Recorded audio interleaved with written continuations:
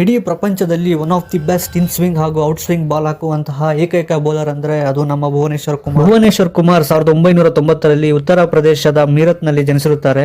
ಭುವಿ ಅವರ ತಂದೆ ಒಬ್ಬ ಪೊಲೀಸ್ ಆಫೀಸರ್ ಆಗಿದ್ದು, ಭುವಿಗೆ ಚಿಕ್ಕ ವಯಸ್ಸಿನಿಂದ ಕ್ರಿಕೆಟ್ ಅಂದ್ರೆ ತುಂಬಾ ಇಷ್ಟ ಇರುತ್ತೆ. ರೆಗ್ಯುಲರ್ ಆಗಿ ಕ್ರಿಕೆಟ್ ಗ್ರೌಂಡ್ ಗೆ ಹೋಗಿ ಪ್ರಾಕ್ಟೀಸ್ ಮಾಡ್ತಾ ಇದ್ರು. ಭುವಿಗೆ ಇರುವಂತಹ ಕ್ರಿಕೆಟ್ ಸ್ಕಿಲ್ ನ ನೋಡಿದಂತಹ ಅವರ ಅಕ್ಕ ಭುವನೇಶ್ವರ್ ಕುಮಾರ್ ನ ಒಂದು ಕ್ರಿಕೆಟ್ ಕ್ಲಬ್ ಗೆ ಜಾಯಿನ್ ಮಾಡಿಸ್ತಾರೆ. ಕ್ರಿಕೆಟ್ ಕ್ಲಬ್ ನಲ್ಲಿ ಭುವನೇಶ್ವರ್ ಕುಮಾರ್ ತಮ್ಮ ಬೌಲಿಂಗ್ ಸ್ಕಿಲ್ಸ್ ನ ಅಪ್ಗ್ರೇಡ್ ಮಾಡ್ಕೊಂಡ್ರು. 2008ರಲ್ಲಿ ಡೊಮೆಸ್ಟಿಕ್ ಮ್ಯಾಚ್ ಗಳನ್ನ ಆಡೋಕೆ ಸ್ಟಾರ್ಟ್ ಮಾಡಿದ್ರು. ಡೊಮೆಸ್ಟಿಕ್ ಮ್ಯಾಚ್ ಗಳಲ್ಲಿ ತಮ್ಮ ಸ್ವಿಂಗ್ ಬೌಲಿಂಗ್ ನಿಂದ ಬ್ಯಾಟ್ಸ್ಮನ್ ಗಳನ್ನ ಕನ್ಫ್ಯೂಸ್ ಮಾಡ್ತಾ ಇದ್ರು ಭುವನೇಶ್ವರ್ ಕುಮಾರ್. 2009 ಡಿಸೆಂಬರ್ 30ರಂದು ಭುವನೇಶ್ವರ್ ಕುಮಾರ್ ತಮ್ಮ ಮೊದಲನೆಯ ODI ಇಂಟರ್ನ್ಯಾಷನಲ್ ಮ್ಯಾಚ್ ನ ಆಡ್ತಾರೆ. ಭುವನೇಶ್ವರ್ ಮಾಡಿದಂತಹ ಮೊದಲನೆಯ ಬಾಲ್ ನಲ್ಲೇ ಇನ್ ಸ್ವಿಂಗ್ ಮಾಡಿ ಮೊಹಮ್ಮದ್ ಹಫೀಜ್ ನ ಔಟ್ ಮಾಡ್ತಾರೆ.